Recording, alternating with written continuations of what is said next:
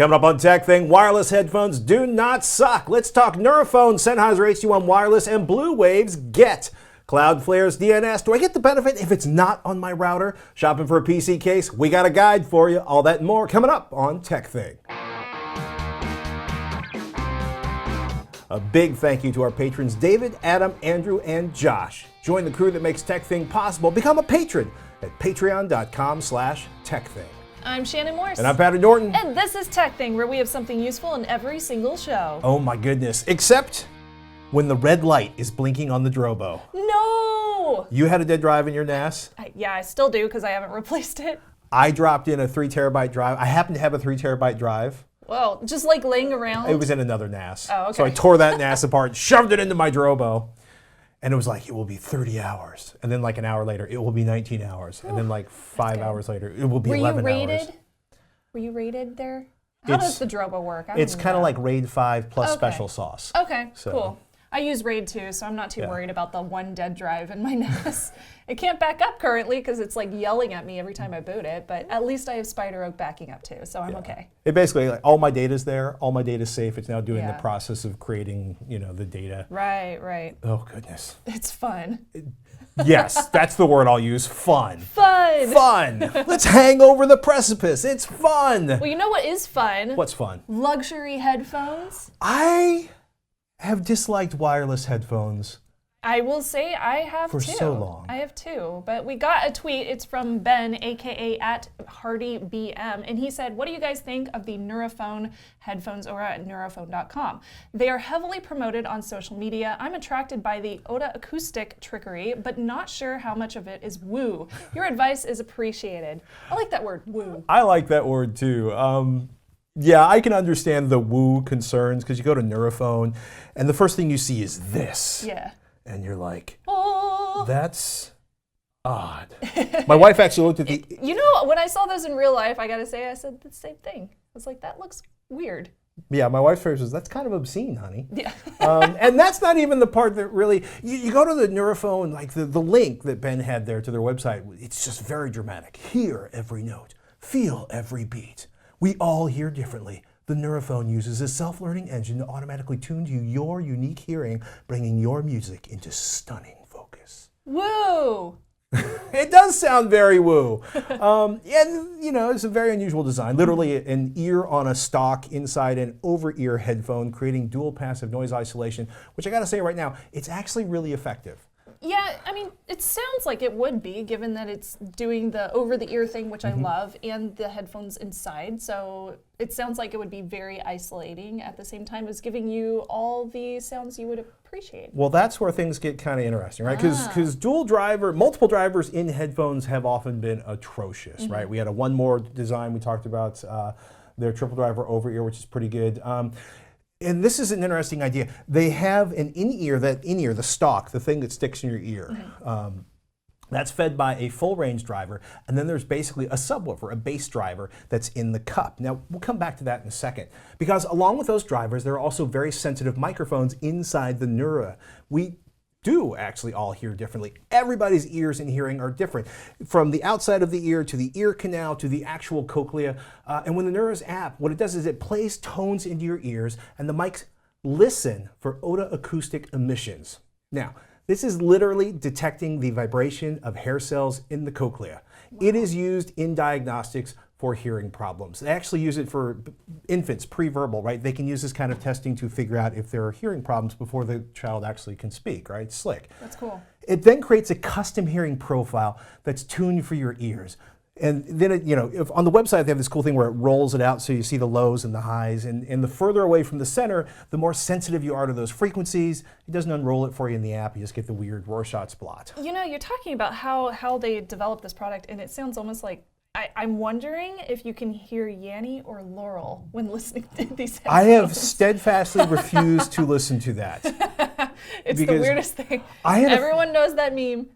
Remember the dress? Yeah. I had a friend of mine that called me up like 5-8 minutes at a pop 7 days in a row to discuss that dress. Well, this one, interestingly, had everything to do with what speakers or what headphones you were listening to it on.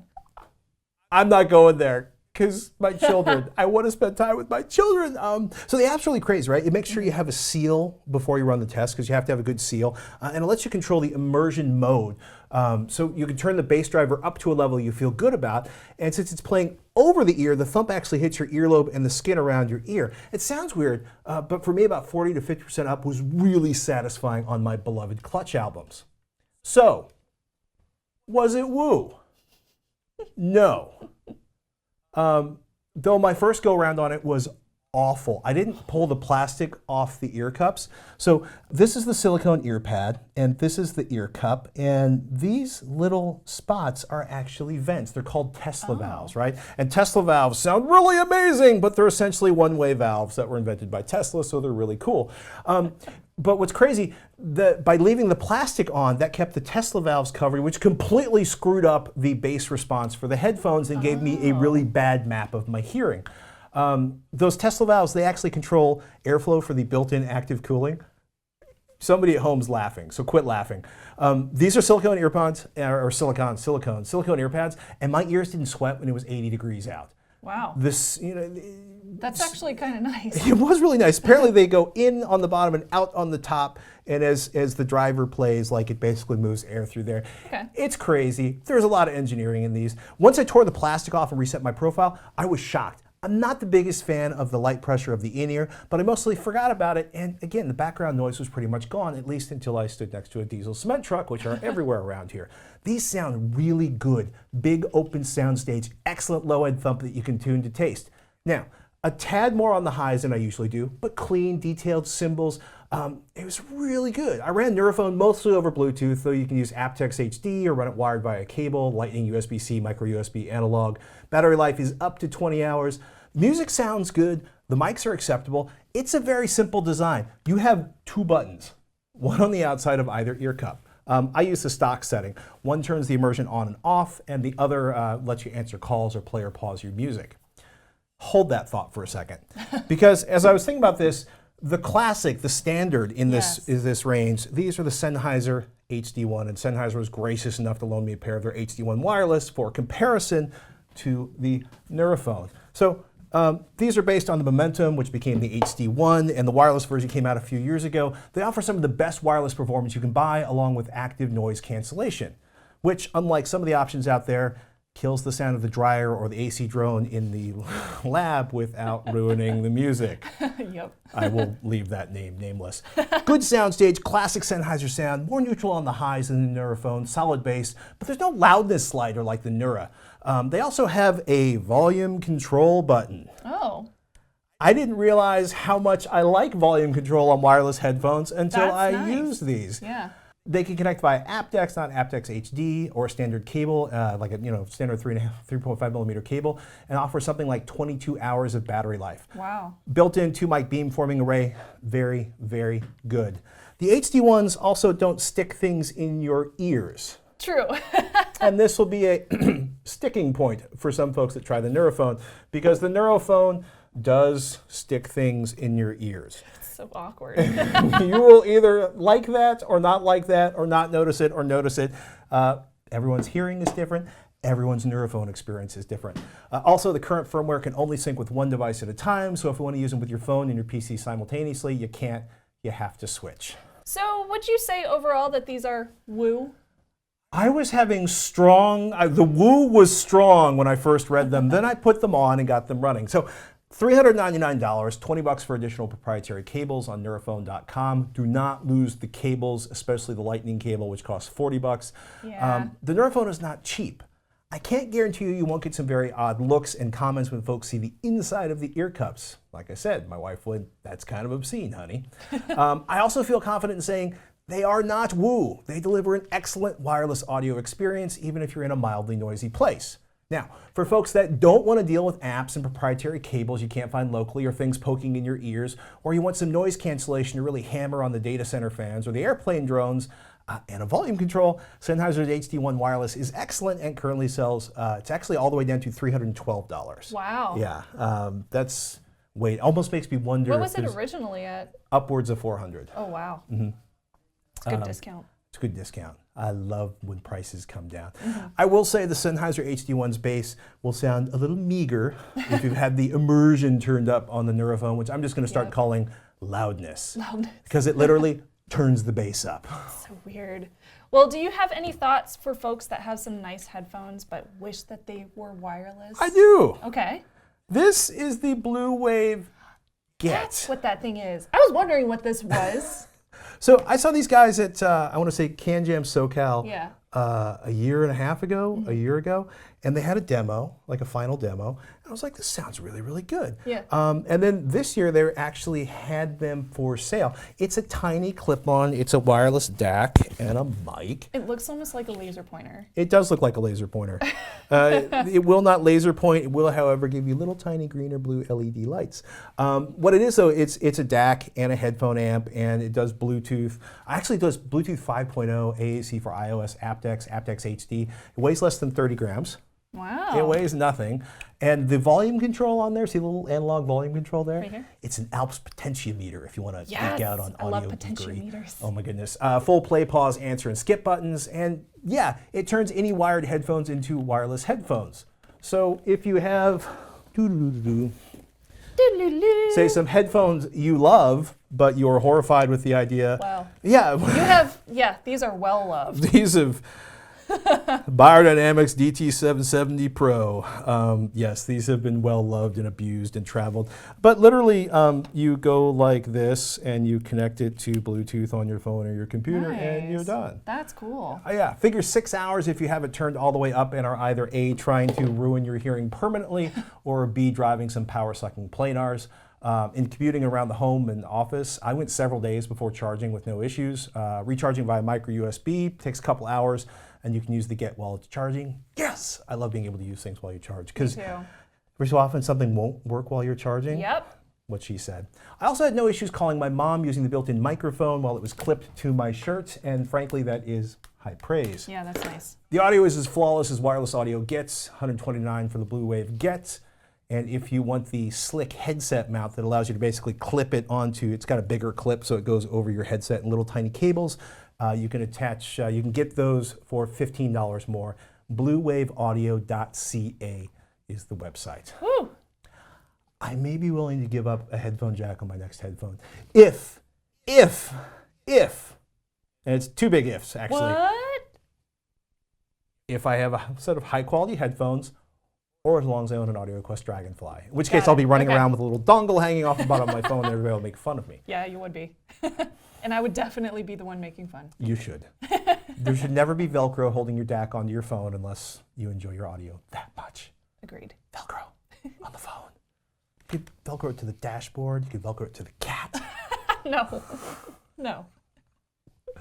Here at TekThing, we do not ever condone Velcroing anything to a cat, no matter how vile it's been in your Ask at TekThing.com.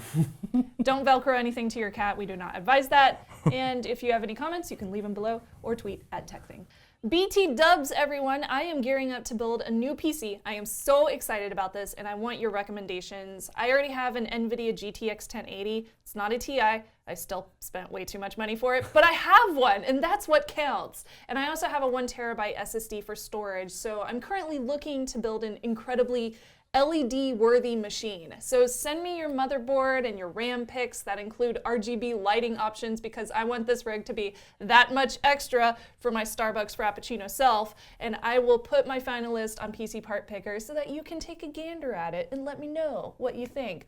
I'm so excited about this. It's been a long time since I built a machine, and I need one that can actually edit, so very excited. I have the case for you. Yes! Does it have LEDs? We'll talk about it later. Pew, pew, pew, pew. Let us discuss DNS. Yes, let's. Alberto emails after you told us about Cloudflare 1.1.1.1 DNS. I changed my computer's DNS to Cloudflare's. I also did this to every device at home. Am I really getting the browsing privacy, speed, and security I'm supposed to obtain just by doing that? My MitraStar router doesn't support custom DNS, and that makes me think I'm not really using 1.1.1.1 in my devices. Do I have to be able to enter it in my router settings in order to use such DNS, or is it sufficient entering 1.1.1.1 in every device? Keep up the good work. Hugs from Spain, Alberto. Thank you, Alberto. I think that's the most I've said one in one set of paragraphs ever. I think it's so much easier to just say 8.8.8.8. 1.1.1.1. I don't know. 1.8. It doesn't roll off the tongue like what 8.1 does. So the short answer. 162.74.13.124. There's no good place like home. The short answer is yes, you do get the same perks when you change your DNS on your computer as you do when you change it on your router, but it does come with some caveats.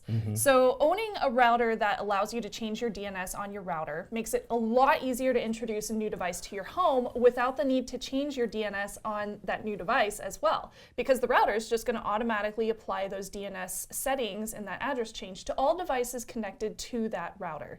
Now, if you change DNS settings on your device to the static Cloudflare, the static Google one, or whichever one you choose, you might run into some problems when you take a device to another network, be it your work or your school or the coffee shop Wi-Fi or wherever it may be, your laptop, your smartphone. These may not accept static DNS data, or they may block the one that you use. So in that case, you would need to change it back to those dynamic settings and let their router do the work for you. So this is why most folks just want to change it on the router, so whenever they leave the house, they won't have connection issues on other networks. I will say I like doing it on the router simply because you do it once and it takes care of everything. All the computers in the house. It's wonderful. Yeah, you don't have to change anything else. But here's the reason that it still works to increase that speed and your security and privacy. Setting the DNS changes on your computer, on your laptop, which is considered the end device in technical words, will also override any DNS server data provided by the server or by the router. So endpoints, like your laptop, override the router, and then the router overrides the ISP. That's why if you change it on your router too, it'll override the ISP. So to further understand it, I went down a rabbit hole. I wanted to break down how DNS works. So if you just use the one from your ISP, you just leave everything as the defaults. When you visit a website, your ISP will use its DNS server to find the IP address of the domain that you are visiting. And then the ISP goes to the IP address and sends that IP to your computer. And then the computer sends the IP address through the ISP to the domain to get the pretty graphical website sent back to your browser. Now, if you use Cloudflare or Google's DNS, for example, when you visit a website, that third party, Google or Cloudflare, uses their DNS server to find the IP address and send it to your computer. And then your computer sends that IP address through your ISP to get the domain. So the last part works basically the same. Now, most of the time, that DNS lookup is way faster with that third party than with your ISP, because your ISP may not have all of that information available right there on their resolver, on their settings. But your ISP will still know that you sent out a request for an IP address, and DNS is not encrypted, unfortunately. That's why we recommend using a VPN on top of the third-party DNS service, which ensures that all the ISP is going to see if you reach out to the VPN. All they're going to see is that VPN answering and then sending back that data to you, but they can't see anything inside the VPN as long as, of course, the VPN is legitimate. For the purposes of this. So it's worth doing research on that VPN. Now, if you get the option to get a router that does allow DNS changes, then I would absolutely get it, because it will be a real hassle to change each and every single device on your network with those DNS settings. Not to mention, a lot of times if you have an IoT device, those don't even have some kind of interface for you to get into so that you can change those settings. So chances are, if you have an IoT device in your house, be it a, I don't know, Echo Dot or a light bulb or something like that, you probably don't even have the option to change that DNS. So you're going to have some product there that is still going through your ISP.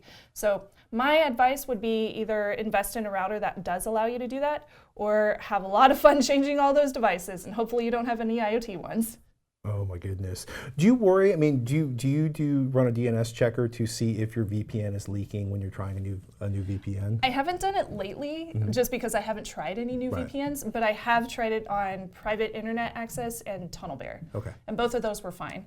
So I was really happy with those. Yeah, that was one of the crazy things we've seen with some VPNs, where your data would come over the VPN, but your DNS request would go to your local ISP, which kind of defeats the entire purpose. Yeah.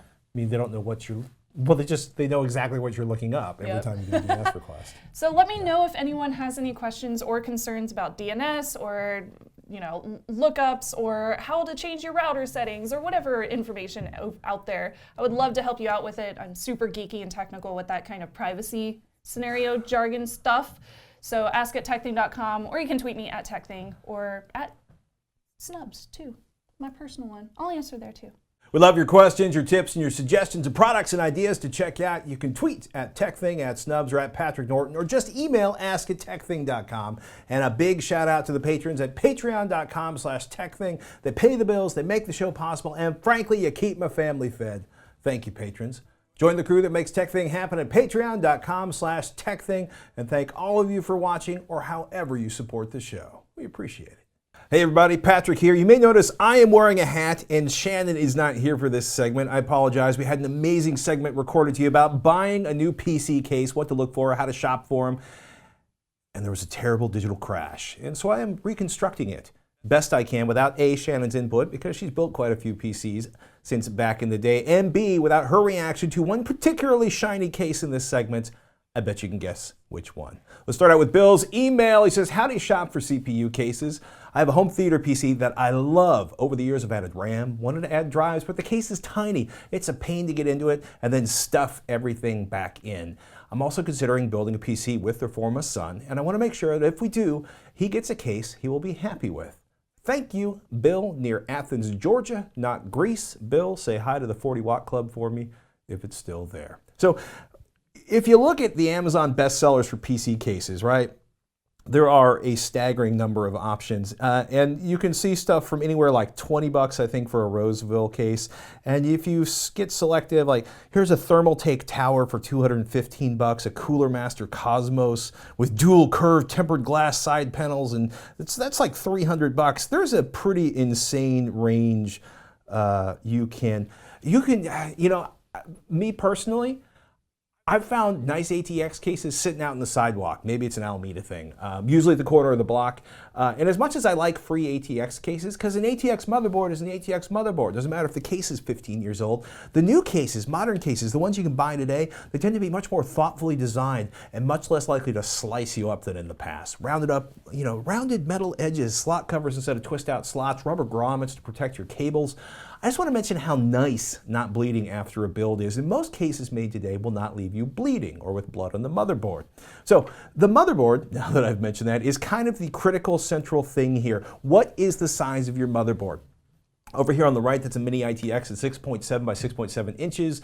Then a micro ATX is 9.6 by 9.6 inches. Those will fit into any case built for a 9 by 6 by 12 inch ATX motherboard, or almost any case. An eATX, I think I've almost never actually seen one in real life, but if you're getting an eATX motherboard, get a big case. But it's really simple. Don't try to fit an ATX case into a micro ATX or a mini ITX enclosure. Or it just won't fit. Sounds stupid, but I've actually had friends be like, I bought this case, my motherboard won't fit into it. That sucks. Storage. You want to have enough space for all the stuff you're going to store. Well, mostly you're going to want to have enough space for all the drives. A single M.2 SSD in the motherboard, no space. You don't need any space for that drive. 8 3.5-inch hard disk drives. Do you need optical drives? How many do you need? Like my favorite case right now is one that I'm about to build. This is a mini ITX enclosure. This is a Skyreach 4 Mini. You'll notice something about this. There is no space for an internal 5.25-inch drive bay for an optical drive. Now, if you look at this beast over here, I mean, let me be clear. If you could kind of see this picture over here, this is the predecessor to the S4, that S4 Mini being slid into a backpack, right? The fewer the number of drives you need, the smaller the case you can roll with. Now, my Rip Monster 3000 was in a massive full tower case because I wanted to put 7 optical drives in it. If you need a huge amount of drives for storage, like a server build, this beast, the Thermaltake V71 eATX full tower, 8 3.5-inch hard drives. That is a tremendous amount of storage. And if you look at the back of that, you can see the fans in here, and you can see pass-through ports to allow you to put water cooling outside the case. So, do you plan on water cooling? Are you going to have 8 drives spinning inside that case? If you are, you want really good fans. Cases come optimized to make liquid cooling easier, with space for more and larger fans, insets for radiators, and you can actually have everything neatly and stylishly enclosed inside the case. You're going to want to think about, and let me say this flat out, most of us, if we're not overclocking, will get excellent results from a single low-cost air cooler on the CPU. But seriously, if you plan on installing lots of radiators and plumbing, shop more carefully. Make sure the case makes it as easy as possible for you to install everything you want. This is the Corsair Carbide Quiet 600Q. That's what I did my 1800X build. This has what they call an inverse layout, where they've actually put the power supply above the components because, hey, heat rises and you basically want heat away from your GPU and your CPU, and you're less worried about the power supply unit. I will also say that, there's tremendous amounts of pass-through and a huge space behind the motherboard panel that makes it really easy to have clean looking wiring, in my case, because the rat's nest is hidden behind the motherboard, or actually behind the thing the motherboard is mounted to. So this is a big one, or two big ones. Price and style. Bill, how much do you or your son want to spend? It's a big one. Is your son into subtle things or extremely stylish things? For example, this is my primary case right here. I have a big black box. Of course, that S4 Mini I have is also very, very tiny and has bright orange panels, not so subtle. Do you want a big window to show off your cooling and lighting effects? Or do you want something as glorious as this, which we'll talk about in a second? If you go over to Amazon and the list of best-selling cases, one of the nicest ones out there is actually one of the least expensive. This critter right here, the #1 selling case on Amazon, the NCXT S340 mid-tower computer case, sells for $63. 1,202 customer reviews with an average response of 4.5 out of 5 stars. This is really nice. Now, it's got the removable filters up front that make it easy to keep dust out of your PC. You can pull that out and wash it. It's got the power supply above the main unit. No, it doesn't. I just can't see it, but they did isolate the power supply from this tube down here. It's got a really clean layout. It's beautiful and monochromatic, and it's got a big window on the side that makes it easy for you to show off your awesome motherboard lighting. I'm thinking that's one of the reasons why it's #1 in Amazon's best sellers. Somewhat less subtle is Corsair's Crystal Series 570X RGB 1, 2, 3, somewhere over here. 4 tempered glass panels, cost $170, and your lighting can be set up so it matches the lighting on your motherboard, which if Shannon were here, she would be very excited about because, as she mentioned earlier in the show, she wants you to contact her to help her find the most amazing motherboards with RGB lighting on board. Another thing to think about is case modding. The crew at mnpctech.com can help you build the case of your dreams. There's really cool stuff there, how to get distracted. I also got to say, we're really lucky to live around here. Between Central Computer and Fry's, we can drive 45 minutes to see 20 to 40 cases on display. I almost miss CompUSA, almost. But if you don't have a Micro Center or a PC store near you, one of the best things to do is read reviews of cases. This NZXT S340 Elite tempered glass review on PCPer, it can give you a great feel, and it's nice. I mean, Sebastian does a great job describing what it's like to install things in this case, and he does beautiful cable layouts, which I hate him for. Even more awesome than me mocking his cable laying out, which I'm not mocking because really I've never had one look this good, and you've seen me do builds, you know that. He does really, really nice testing. This is literally cooling performance benchmarks based on the same components in different cases, and that's pretty slick. So it gives you an idea how much a case might actually impact how cool your processor stays. Amazon and Newegg reviews, usually a fast way to find out if a case is a clunker. Just take them with a grain of salt if there's, say, 6 5-star reviews for that case brand you've never heard of. By 800 or 1,000 4.5-star reviews, you're probably getting a legit take. I hope this helps you buy a case. If you got a tip you want to share for finding the best possible computer case, do me a favor, email ask@tekthing.com. We got an email from John C. who says, "Dear Mr. N and Miss M, thank you. I noticed a while ago the cooling fan was pretty much full power 100% of the time on my wife's laptop. But as I was reminded, it was working fine, so I left it alone. After watching your current episode, you had a question about 100% disk access and SuperFetch possibly being the culprit. When I had a suitable moment," she popped out, "I turned SuperFetch off along with disabling Cortana as much as possible. And behold, I have, okay, Mrs. C has, a happy and quiet XPS. So again, thank you for your show. Your ideas and reviews make my week," from John C. You are most welcome. Thank you, John, for watching and supporting us. I much appreciate it. Oh my goodness. We also had a few folks ask, WTF, is SuperFetch anyhow? It's a good question. It is a good question. Essentially, SuperFetch are the bits in Windows that I think it's Vista, some people say since XP, constantly watch how your RAM is used, analyzes your usage patterns, and decides what apps you're most likely to use, and then stuffs them in the main RAM so they load faster when you go to launch them. Literally, they use all of your unused system memory. Anything that's not being used by an application, SuperFetch stuffs the next app it thinks you're going to run into main system memory to cache apps and to improve load times. So if you have an SSD, SuperFetch, probably not going to be very noticeable. There's no need to turn it off if you're not having problems, but if you have a system without much memory and tons of hard disk drive usage, you might want to try turning it off like John did in case you're in a SuperFetch loop from hell. Yes, absolutely. Well, I'm really glad that it helped him. That's awesome. Too. If you have a tip to share with the TekThing crew, of course, you can always email us, ask@tekthing.com. We love it when you do. Thank you so very much. And we want to give a quick shout out to Hack5 for the studio space. Check out the Security and Privacy Podcast at hack5.org. Then, ladies and gentlemen, get yourself over to hack5.org/gear for the superior pen testing and USB automation tools. If you haven't checked out a Bash Bunny, you should do it. It will blow your mind. I really think Bash Bunnies are cool. Rolling freaking chairs across the ceiling. At least we don't have the high-heeled thump. That's true. There was somebody marching up there the other day in a pair of high heels, and I think they were trying to just poke vent holes through the floor. I can't. I'm wearing rubber boots, so I can't do it. But yeah, I can't either. Yeah.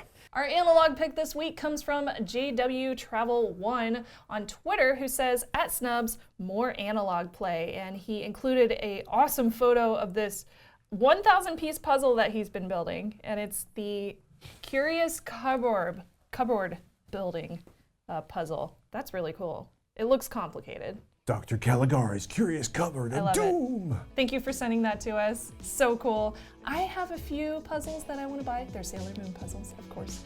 But they're like this, 1,000-piece puzzles, and I feel like I just would never have the time to put them together, so I applaud you for doing that and completing the project.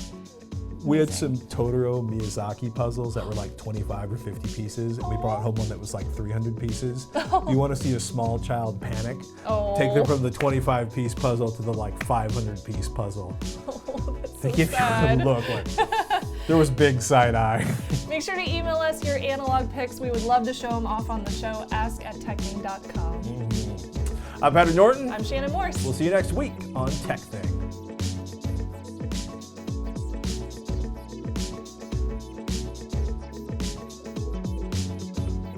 Well, my analog pick this weekend is going to New Orleans. Beignets. Beignets, yeah. And you got any booze. recommendations? You ever been there? I've never been there, but there are like 3 or 4 places that everybody goes. Apparently, I'm going on a riverboat dinner cruise with me and my couple friends. Will there be gambling? I don't know yet. I won't play though unless there's a Lord of the Rings slot machine, because that's my favorite and it's the only one I ever win. I'm really good at that slot machine, okay? Ping! Lord of the Rings! You know, it's ping, how you hit that button. Ping! Yep. Not the algorithm inside the I'm ping. so good at the game.